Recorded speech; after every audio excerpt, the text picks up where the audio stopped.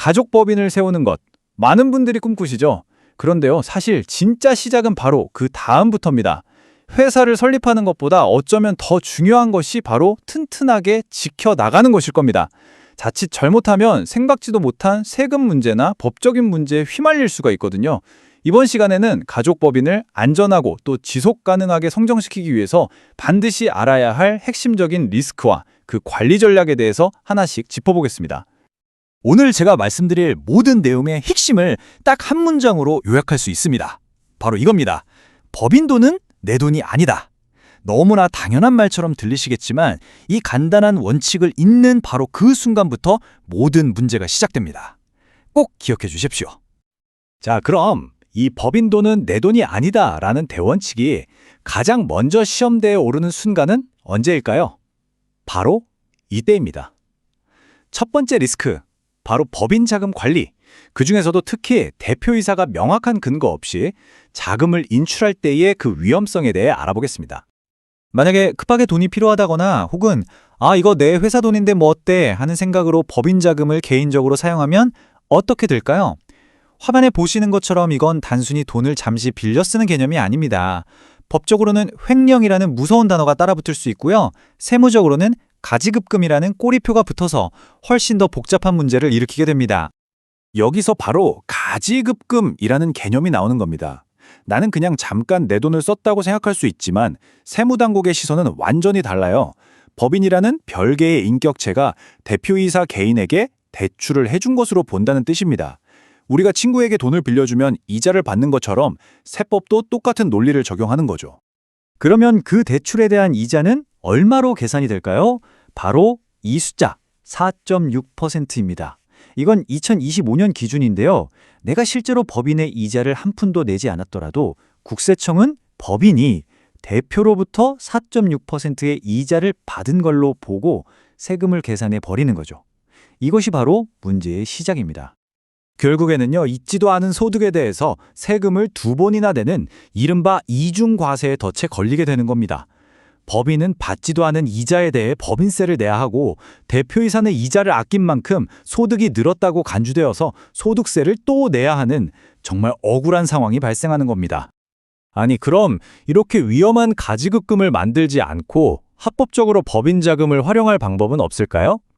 당연히 있습니다. 바로 급여와 배당이라는 두 가지 공식적인 통로를 이용하는 건데요.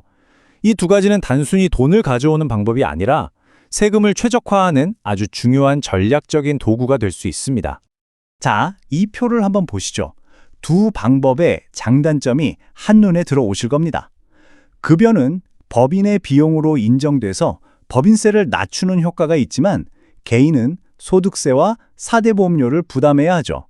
반면에 배당은 법인 비용 처리는 안 되지만 연간 2천만 원까지는 15.4%라는 상대적으로 낮은 세율로 분리과세되는 혜택이 있습니다.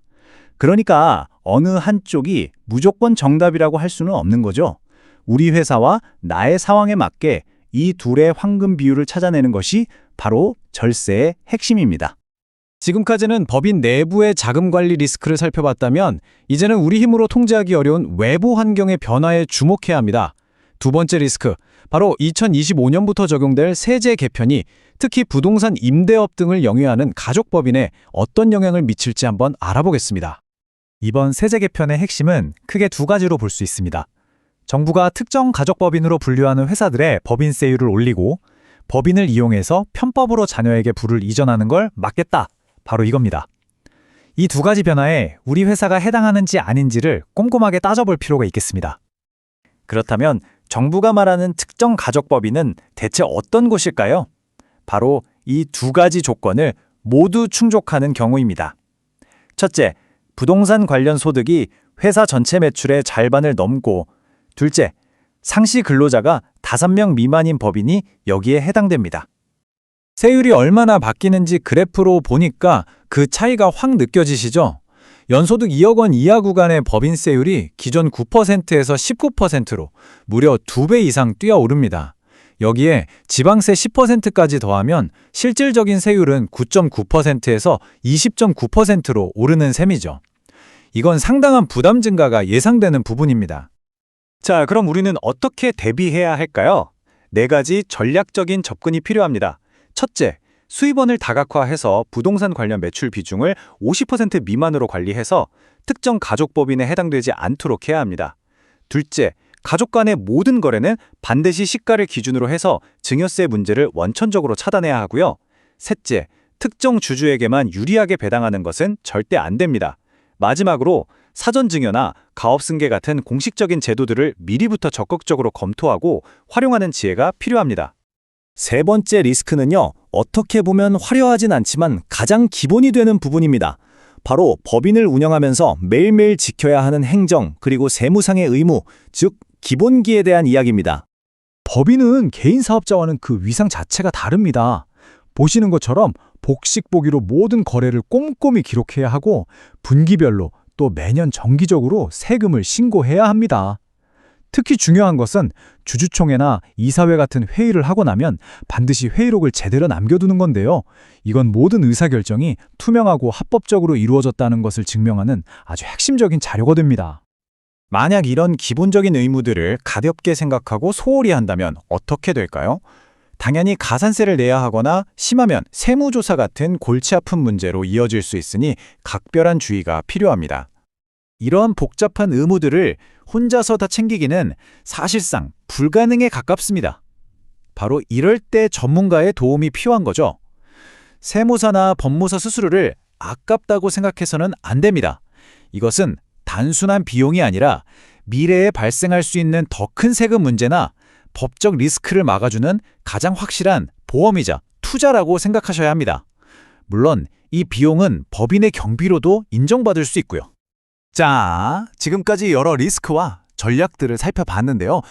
조금 복잡하게 느껴지실 수도 있겠습니다만 결국 모든 이야기는 딱 세 가지 핵심 원칙으로 정리됩니다. 이것만은 꼭 기억해 주십시오. 첫 번째 원칙입니다. 오늘 제가 가장 처음에 그리고 가장 많이 강조했던 거죠. 법인의 돈과 내 개인의 돈은 완전히 다른 것이라는 점을 항상 명심해야 합니다. 두 번째 원칙은요, 법인과 주주, 그러니까 가족 간의 어떤 거래를 하더라도 반드시 객관적인 시가를 기준으로 해야 한다는 겁니다.